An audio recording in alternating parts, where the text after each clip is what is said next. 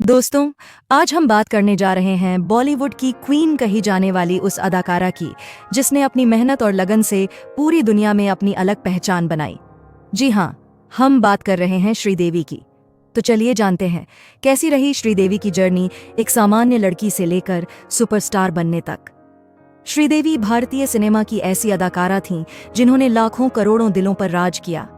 उनकी मुस्कान, उनकी आंखों की मासूमियत और उनके अभिनय की गहराई ने उन्हें वो मुकाम दिलाया जिसे बहुत कम लोग हासिल कर पाते हैं। उनका जन्म 13 अगस्त 1963 को तमिलनाडु के शिवकाशी नामक छोटे से शहर में हुआ। उनके पिता अय्यपन एक वकील थे और मां राजेश्वरी गृहिणी। श्रीदेवी का असली नाम श्री अम्मा यंगर अय्यपन था, लेकिन दुनिया उन्हें श्रीदेवी के नाम से जानती है। बचपन से ही उनमें अभिनय का हुनर साफ झलकने लगा था। महज 4 साल की उम्र में उन्होंने फिल्मों में कदम रख दिया। 1967 में आई तमिल फिल्म कंधन करुणई से उन्होंने एक बाल कलाकार के रूप में शुरुआत की। उस दौर में उन्हें बेबी श्रीदेवी के नाम से जाना जाता था।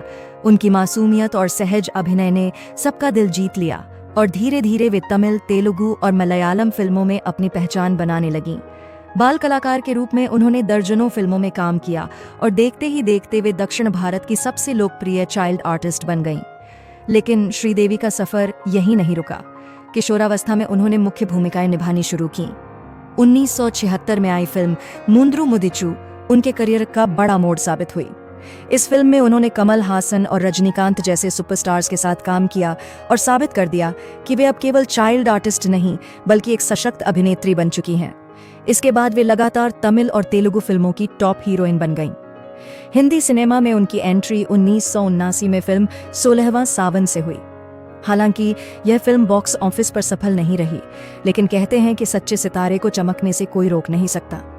1983 में जितेंद्र के साथ उनकी फिल्म हिम्मतवाला रिलीज हुई और इस फिल्म ने हिंदी फिल्म इंडस्ट्री में उनकी किस्मत बदल दी। हिम्मतवाला सुपरहिट साबित हुई और श्रीदेवी रातों रात स्टार बन गईं। इस फिल्म के गाने और उनका नृत्य आज भी याद किए जाते हैं। इसके बाद तो श्रीदेवी का सिलसिला चलता रहा। 80 और 90 का दशक पूरी तरह उन्हीं के नाम रहा। तोहफा, मवाली, जस्टिस चौधरी, मकसद जैसी फिल्मों ने उन्हें हिंदी सिनेमा की सबसे बड़ी स्टार बना दिया।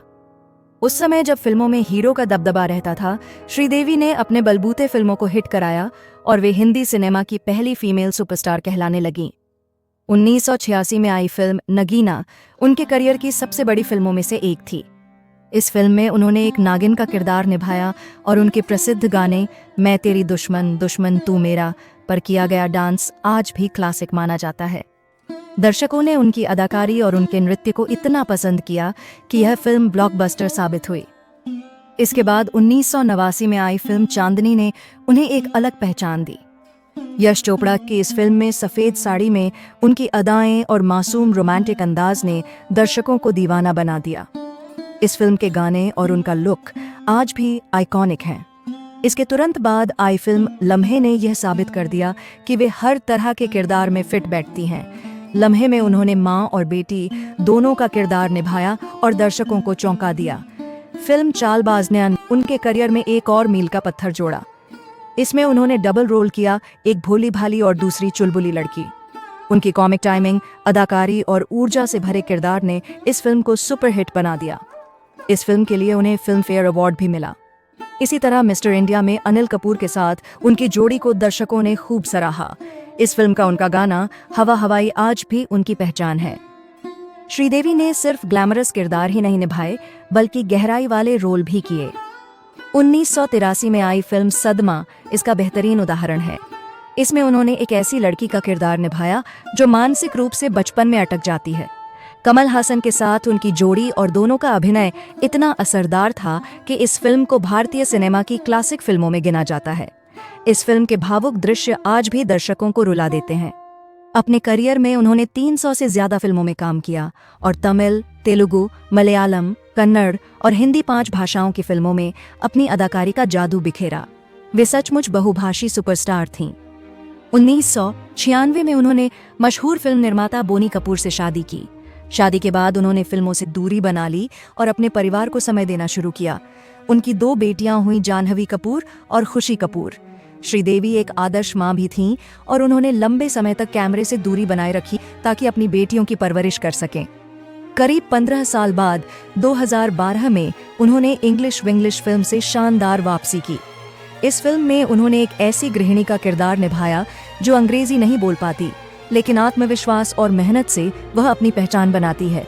इस फिल्म ने दर्शकों को गहराई तक छुआ और साबित किया कि श्रीदेवी आज भी उतनी ही शानदार अभिनेत्री हैं जितनी पहले थीं। 2017 में उनकी आखिरी फिल्म मॉम आई, जिसमें उन्होंने एक ऐसी मां का किरदार निभाया जो अपनी बेटी के लिए न्याय पाने के लिए किसी भी हद तक जाती है। यह फिल्म उनकी जिंदगी का एक और मील का पत्थर बन गई और इसके लिए उन्हें मरणोपरांत राष्ट्रीय पुरस्कार भी मिला। लेकिन किस्मत को कुछ और ही मंजूर था। 24 फरवरी 2018 को दुबई में उनकी अचानक मृत्यु की खबर आई। होटल के कमरे के बाथटब में दुर्घटनावश डूबने से उनका निधन हुआ। इस खबर ने पूरे देश को हिला दिया। करोड़ों प्रशंसक शोक में डूब गए और हर किसी की जुबान पर बस यही था कि सिनेमा ने अपनी सबसे चमकदार नगीना खो दी।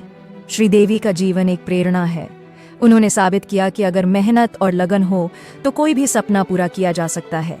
वे सिर्फ एक अभिनेत्री नहीं थीं, बल्कि एक संस्था थीं, जिन्होंने अपने अभिनय से भारतीय सिनेमा को नई ऊंचाइयों पर पहुंचाया।